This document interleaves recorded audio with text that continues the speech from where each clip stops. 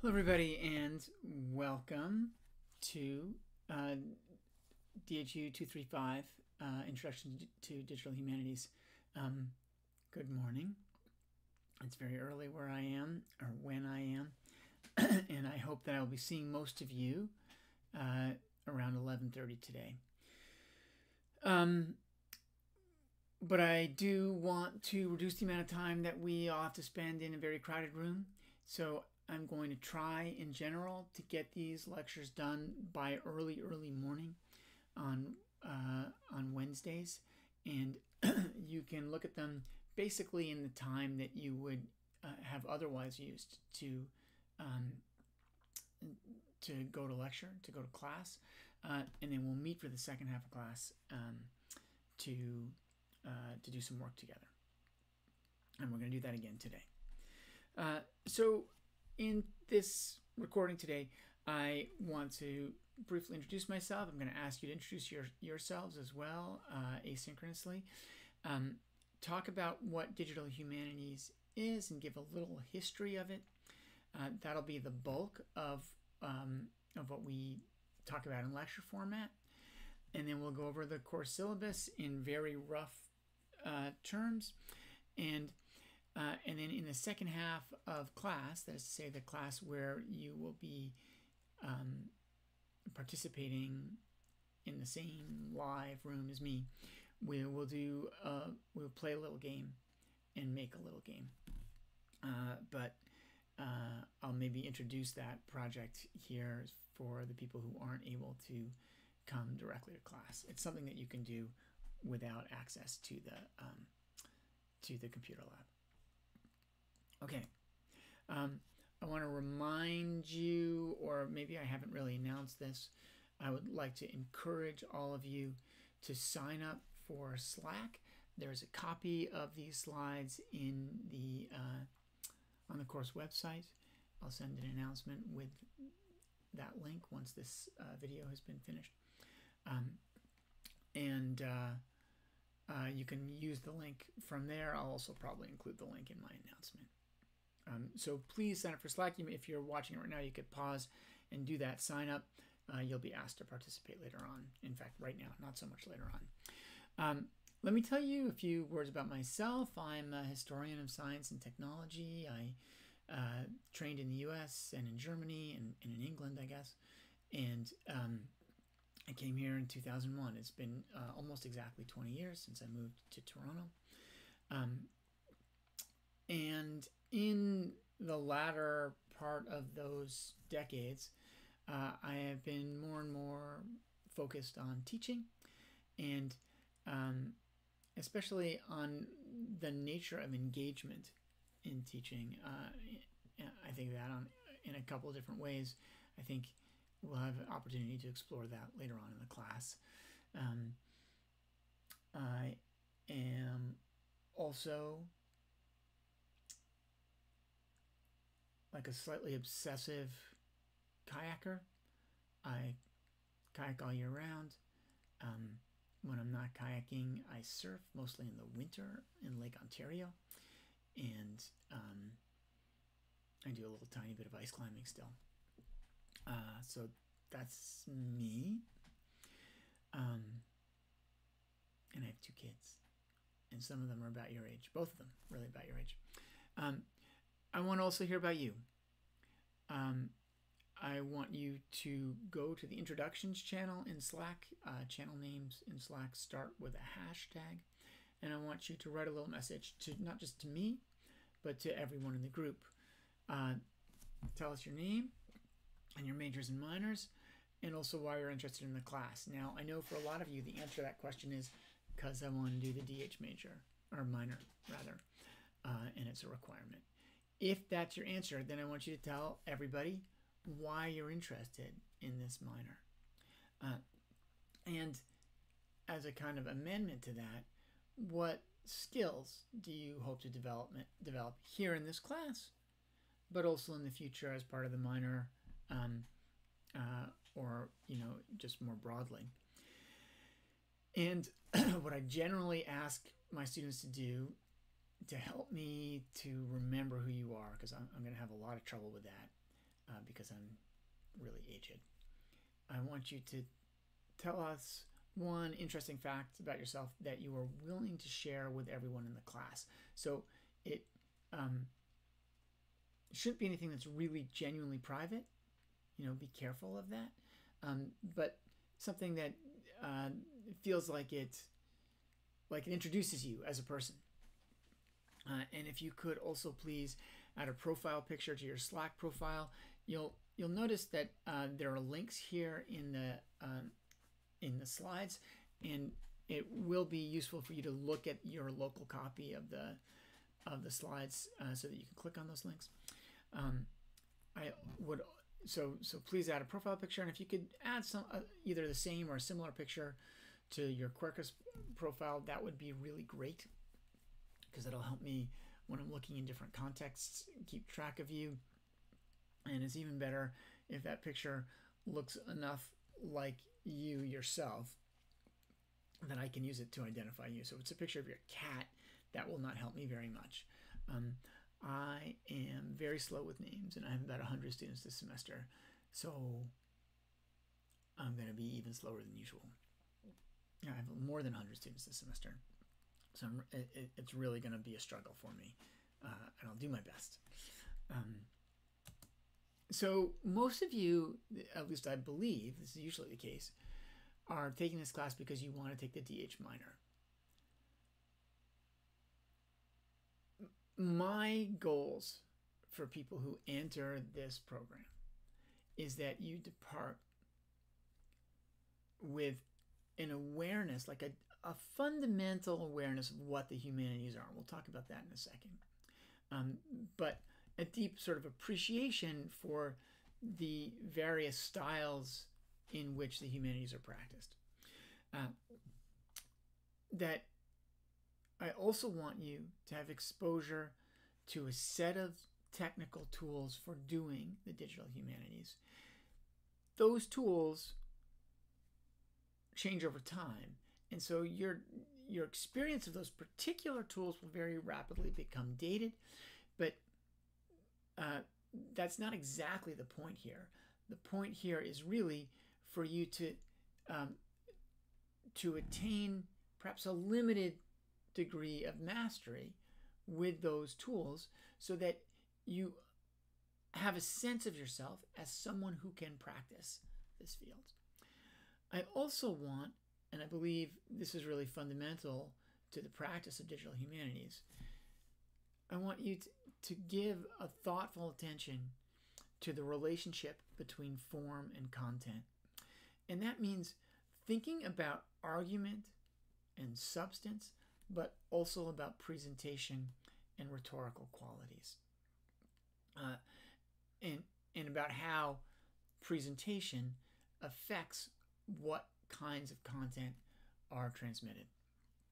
And finally, what I hope for all DH minors is that you develop or nurture a willingness to explore technical skills. I think a lot of humanists are very hesitant to explore technical learning, and part of my aspiration for my DH students is that they overcome that hesitancy and find a whole new set of ways to express themselves and to think about the world.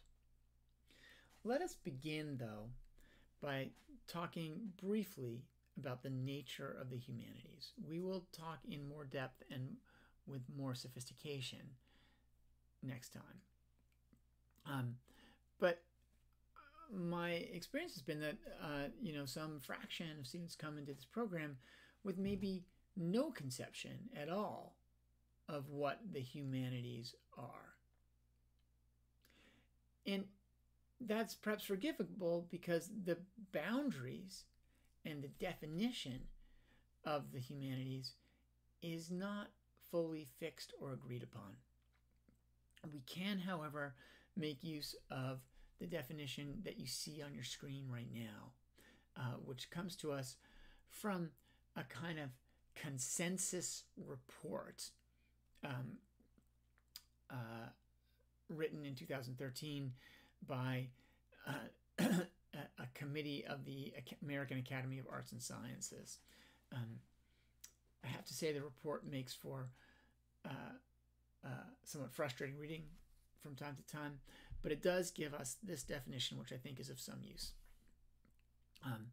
The humanities, including the study of languages, literature, history, jurisprudence, philosophy, comparative religion, ethics, and the arts, are disciplines of memory and imagination, telling us where we have been and helping us to envision where we are going.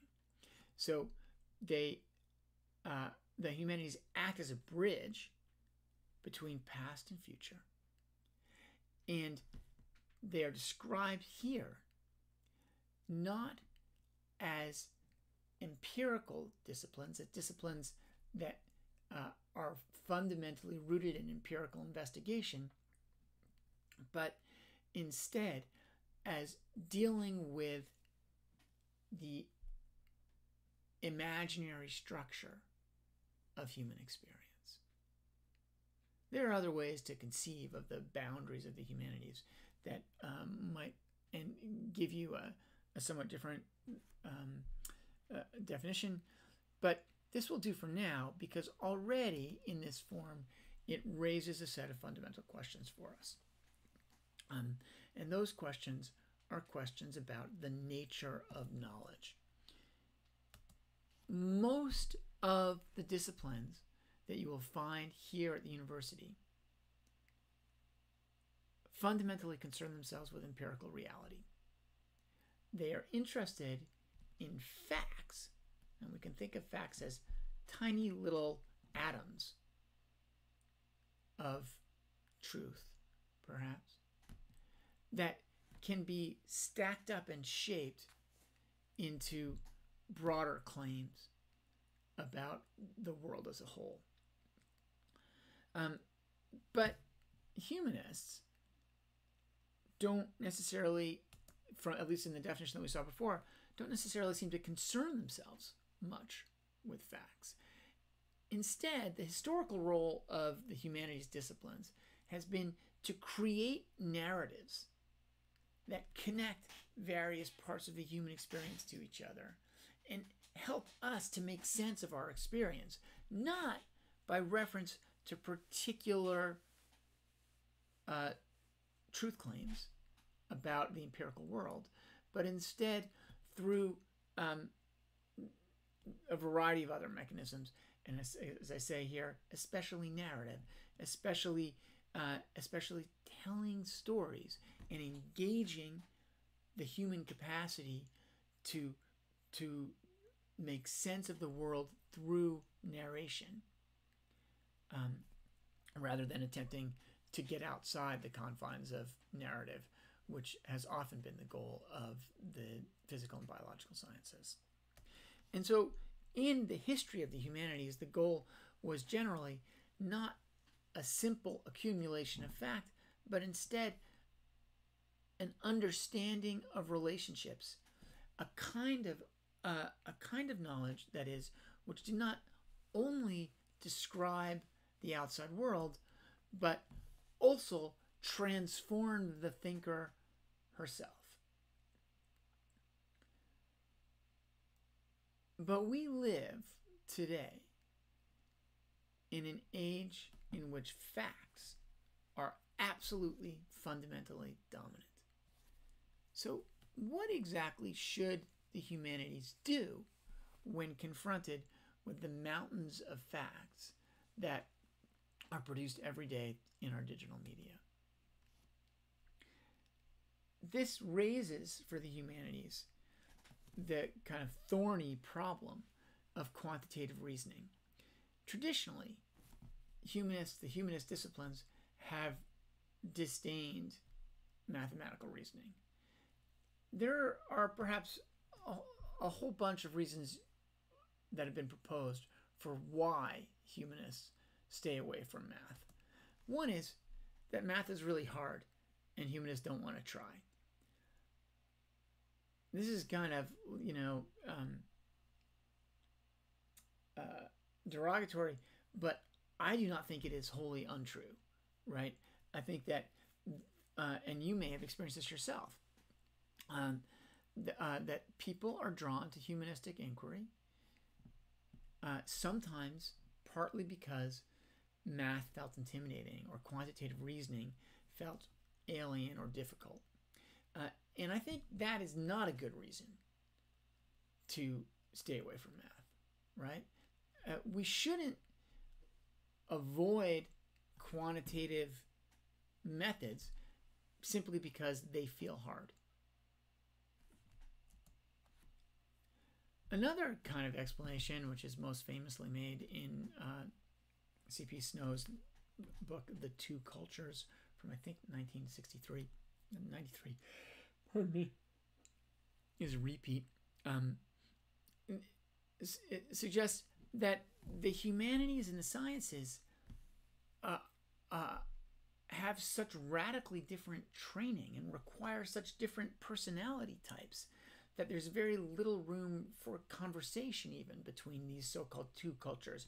And so they've grown apart to the point where perhaps for the most part they don't even really understand each other.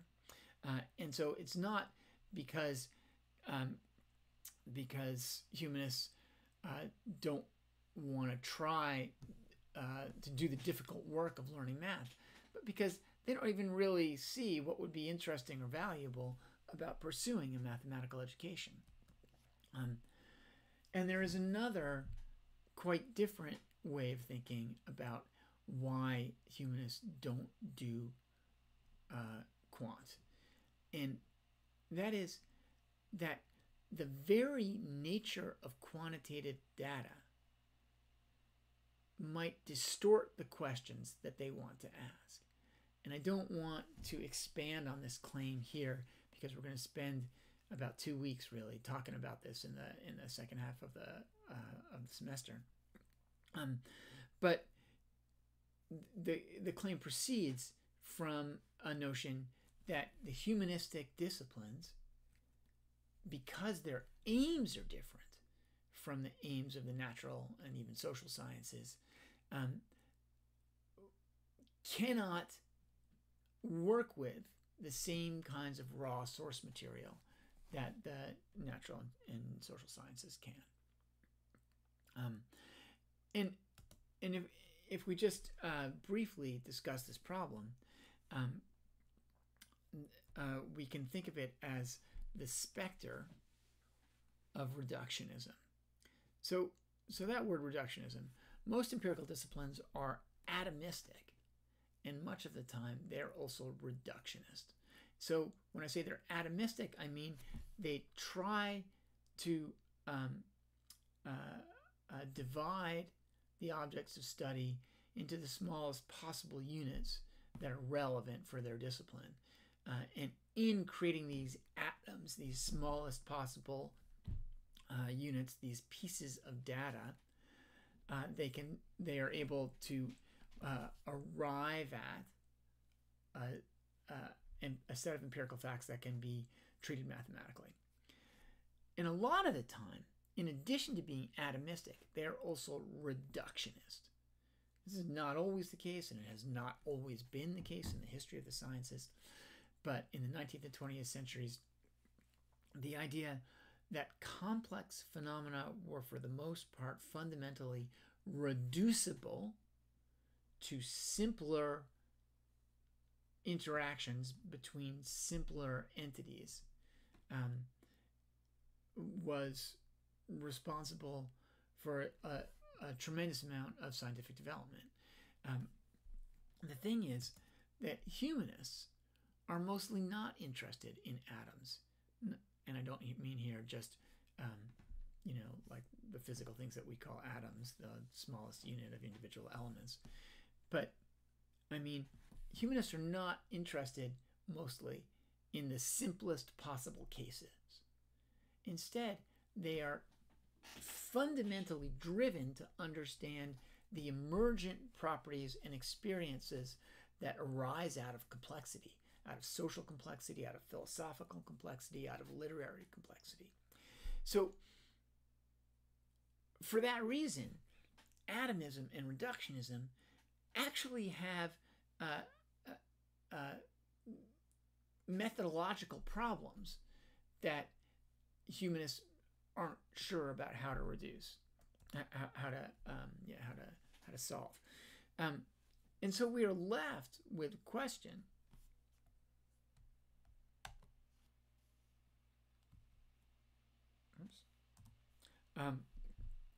How can humanists make use of data without losing what we might term the dialectical relationship to their material, that is, to their texts, or to the past, or to the other non-textual artifacts with which they work? And when I say dialectical relationship, what I mean is that instead of like a simple observation, humanists often are engaging with, in an active way, the object of their inquiry. So, for instance, you might come to my office one day and find myself muttering arguments against a 19th century scholar with whom I find myself in a kind of bitter conflict, right? So although that 19th century scholar is my source material, I also feel still viscerally connected and often angry at the person whose work I'm reading. So I change. I myself am transformed through my relationship to the text.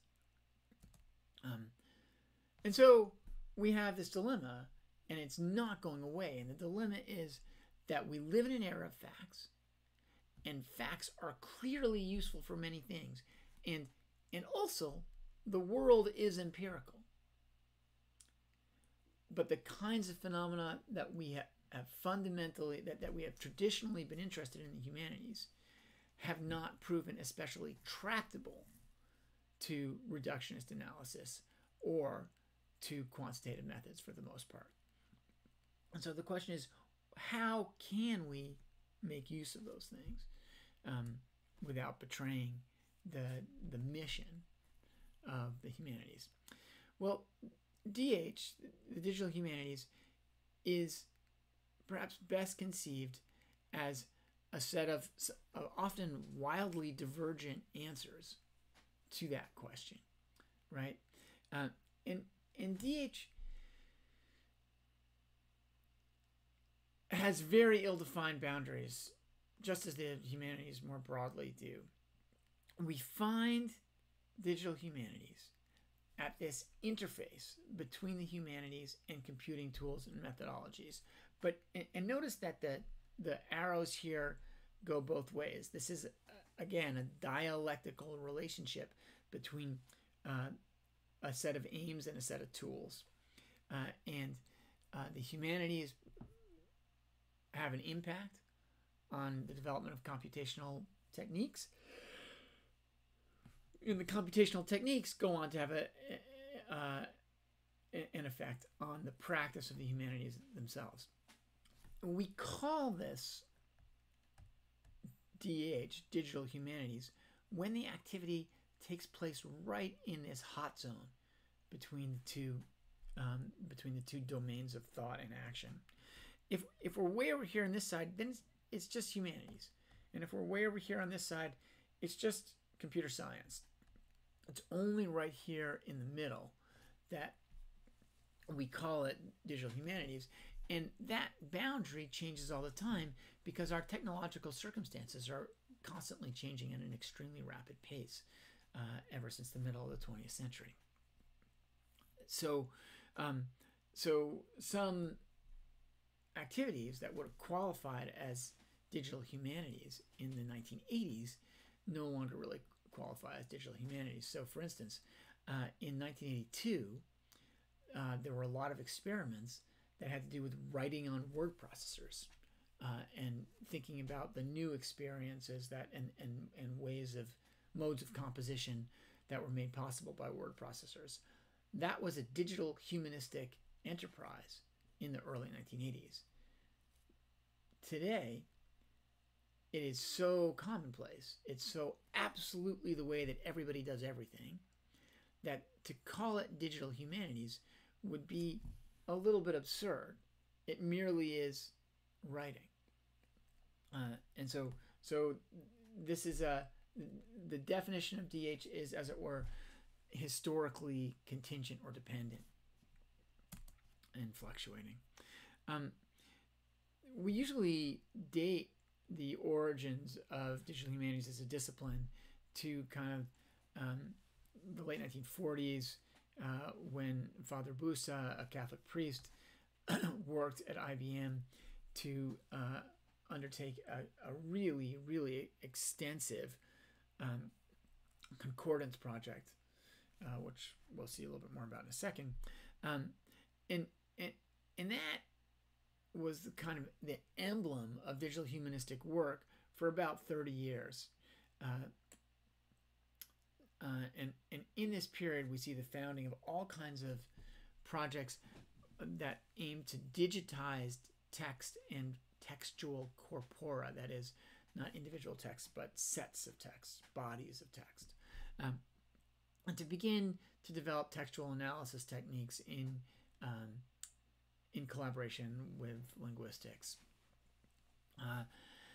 And then in the 90s, we started to see different projects kind of emerge out of those textual collection projects, like the Text Encoding Initiative, the TEI project, which set up standards, international standards, for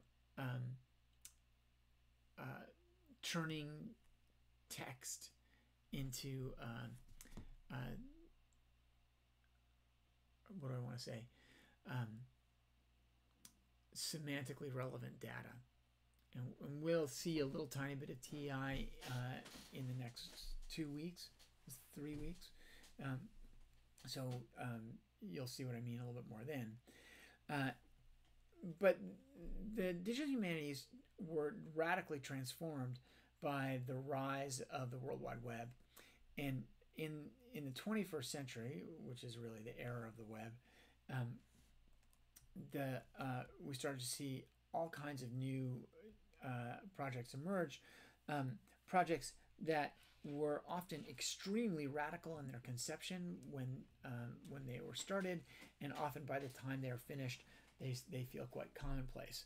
And that's a kind of a fate that often befalls digital humanities projects, because these projects take a long time to complete, and technological transformation is so rapid right now that 3, 4, 5 years from the initiation date, a project may feel very out of date. But we'll talk more about specific projects next week. Let's just say,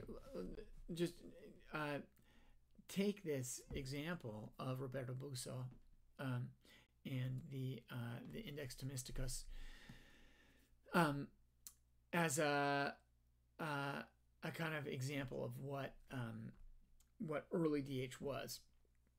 So Thomas Aquinas is maybe the greatest scholar of the Middle Ages, well, no, definitely not the greatest scholar of the Middle Ages, but of medieval Christendom, we might say, or Roman Catholicism at least. And his works were fundamental to the formation of church doctrine for the next many hundred years.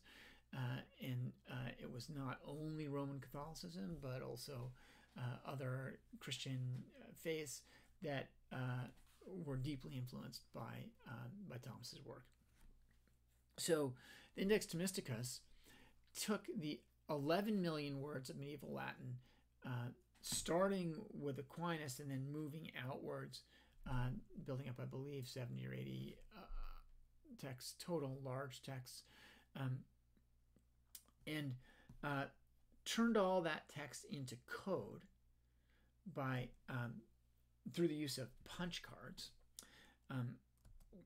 The process took over 30 years of editing and analysis. There were over 8,000 years of computer processing using stacks of punch cards, and it eventually, so I don't know how much you know about punch cards, but punch cards were used mostly for transient instruction sets. They were programs mostly, and data was stored in either volatile or persistent memory in somewhat more durable form. In the 1980s, the early 1980s, the dominant form was magnetic tape, and the storage requirements of the Index Domesticus were such that over 1,500 kilometers of tape were required to store the words. We associate the name of Roberto Busa with this project, but in fact, he did almost none of the highly technical work, which was fundamentally a form of skilled labor involved in making the punch cards.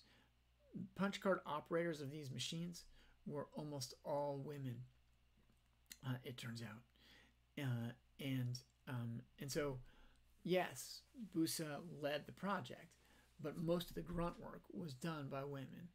And in this way, we can see that DH projects are interested often in the past, but they are part of their time in a fundamental way. And we see that this was structured by a gender dynamic that characterized post-war Italy. So it was completed in the 1980s, and 20 years later, the Index Domesticus moved online. This is, I don't believe it's still available, actually.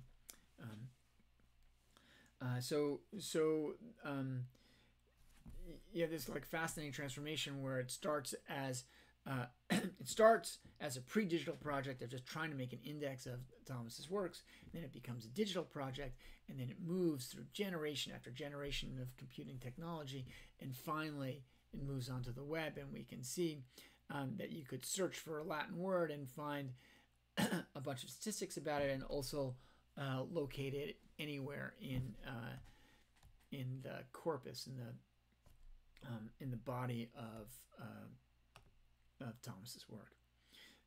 It's actually kind of a cool tool. So you can see why it's a model. That project is that kind of project is still active today, but textual corpora, dictionaries, and things like that are a small part of what digital humanities is today. Digital humanities encompasses all these domains: visualization, archives, maps, images, modeling, AR, VR, but also game, storytelling, performance.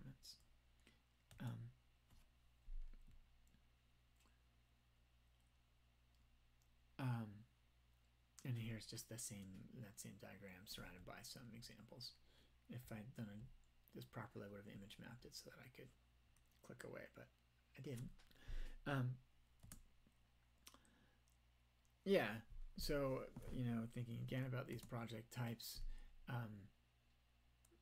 geez, maybe I won't say too much about them. I've already been going for 35 minutes. Let me just say give a couple more thoughts about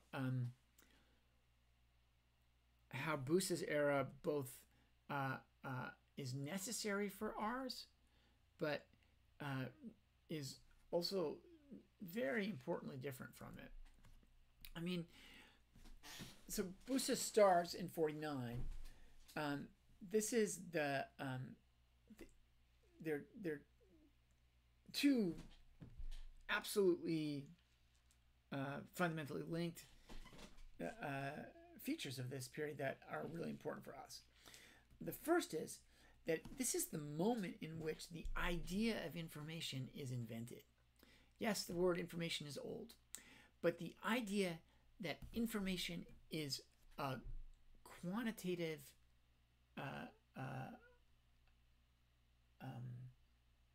what's the word I want to use? A quantitative. The idea that information content is something that can be measured and subjected to the techniques of math and engineering is radically new in the 1940s, and it was really first proposed by Claude Shannon, an engineer at Bell Labs, who did all kinds of really cool things after he left Bell, actually in the 1960s. But when the idea of information was invented, it was fundamentally an optimistic notion, and it takes place at the dawn of this era that comes to be known as the Cold War. But it's important, and you may whatever you know about the Cold War, you may remember kind of what I experienced in the Cold War, a sense of oppressive fear of nuclear destruction. But the Cold War began as a moment of triumph, both for the United States and for the Soviet Union. A moment in which the darkest elements of European society appeared to have been vanquished, and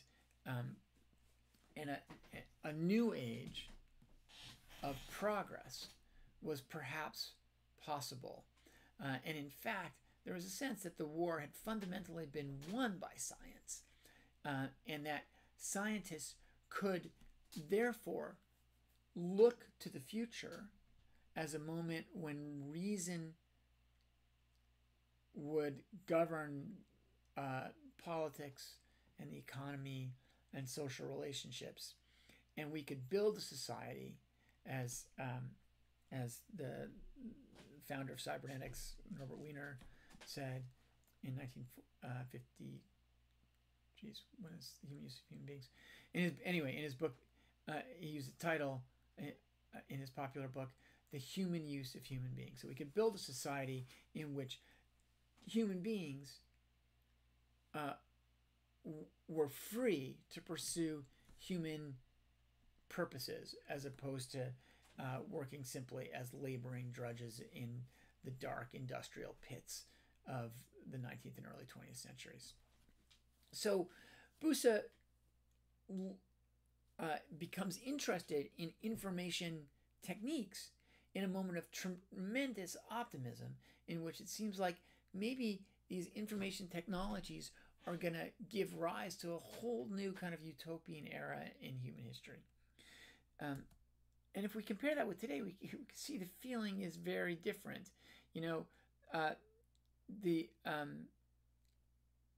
In one sense, the technological dreams of all of the utopians of the 1940s have absolutely come to pass. We have completely ubiquitous informatic devices in a way that most science fiction writers of the 40s, 50s, 60s, and even 70s didn't imagine at all. But along with those devices, we have become used to continuous surveillance, to tremendous amounts of disinformation, to the manipulation of all of our important systems, whether it's markets or, for instance, ballot measures in the United States, or elections all over the West, or just the manipulation of mass opinions through media organizations. That informatic world turns out not to be an escape from the more frightening sides of human behavior. Moreover, all of our work is now digital. It's not really that exciting to work with computers. And we take this idea, that we take this practice of supplementing our understanding, our own memories, our own reasoning faculties. We supplement those with the web all the time, and we take it for granted that that's how knowledge works. Busa, when he saw the possibility of supplementing, biological reasoning capacity with mechanical reasoning capacity, saw that as revolutionary. For us, that's no longer revolutionary. So in this moment, our task in digital humanities has to be, in an era in which subtle thinking appears to be endangered on many fronts, is it possible for us to harness the tremendous computational power that is available to us? Not just to find cats on the internet, right? And not just to eat fast food faster, but to help us continue to think complex thoughts and to think them not against the humanistic tradition, but within the humanistic tradition. So again, your digital humanities minor, in my view, the digital part is really important. I think you have to be willing to learn technical skills, and I sometimes feel like the minor doesn't go far enough in forcing you to push yourself in the digital direction. But way more important than the digital part is the humanities part. So you have to push yourself to learn technical skills, but you will always have to think really hard about texts, about cultural artifacts, about what it means to be human. And that is the fundamental task of all humanists, whether they conceive of themselves as digital humanists or not. Okay, so that was what I wanted to say for lecture. It went on longer than I thought, as usual. Let me just say a couple things about the course syllabus before I let you go. There are 4 main blocks in this course. The first 2 are short, defining digital humanities, which is this session and the next one. And the aim of that first block is to understand the scope and nature of digital humanities and to begin experimenting with DH tools and methods. Sorry for the typo. The second session is the digital texts. The aim there is to understand what happens to text when it goes digital and to experiment with treating text as data. And we'll talk a lot about that. The heart of the course is an engagement this year with play literature. So every year we have some kind of a topic around which we organize the class activities. And in 2020, I have been I've been using the idea of plague and disease as an organizing principle. And I hope that's not too much of a drag. I had kind of planned to do the fall semester to organize it around recovery and redemption, but as we got closer, I thought we're not quite there yet. We better save that for 2022. So the aims of the plague literature class is to explore digital humanities in the context of some subject matter. And for you, a lot of the class time or of your efforts are going to be organized around making a real digital humanities project using a content management system. And the final set of sessions, the last 3 sessions or so, tries to arrive at a humanities-centric conception of data, and to do so while also becoming familiar with standard tools for manipulating and visualizing data. And there's a lot to think about there, and I never feel like we really have enough complexity and sophistication in that unit, but the questions, the problems are extremely sophisticated and complex, and we're never really in an introductory course going to be able to address them as well as one might hope. There are also a bunch of assignments in the class. So there's no final exam. There are no exams in this class, but there are quite a number of assignments. There are 3 short assignments, which are sort of essay-ish. They are about 900 words in length, although the second one is a little bit longer. And each of them engages in some way with texts and tools that we've learned about. The first one is online already, and the second one will be there pretty soon. So we have 3 short assignments. One is due in just about 2 weeks. The next is due about, I think, 3 or 4 weeks after that. And the final one is due near the end of the semester. Meanwhile, after about week 4, you're going to start thinking about your Plague-Lit project, which is a major scaffolded assignment. It has 3 components: a consultation, which is just very simple, 1 point, kind of a free point for coming to talk to me, a proposal, and an exhibit. There's the assignment is up on the website, but I think it needs to be edited. So I actually let me take it down before I release it to you.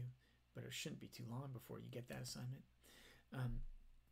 And then the final piece of your grade is participation, and participation includes coming to the class, paying attention while you're here, asking questions, answering other people's questions, participating in Slack, being respectful to everyone, not just to me, but especially, more importantly, really to your classmates. I mean, I can handle it if I'm poorly treated, but it's way more important to treat your classmates well. And there's classwork almost every week that has to be handed in. You're going to have to do that if you want to get a good mark. Okay, if you are coming to class today physically, you can probably stop here. If not, you might want to just quickly take a look at what we're going to be doing in class today. We're going to look at an example of a very simplistic text game, really a choose your own adventure story. We're going to see what the code looks like, and then we're going to copy it, or I'm going to ask you, this is going to be the main thing that we work on for about an hour or anyway 45 minutes in class, is building your own narrative and making it sufficiently rich and intellectually sort of thoughtful to be appropriate for a humanities class. And then you're going to hand those stories in. I won't mark them for a grade, but I will look at them. Okay, that's it for today. These are the sources mostly for our images.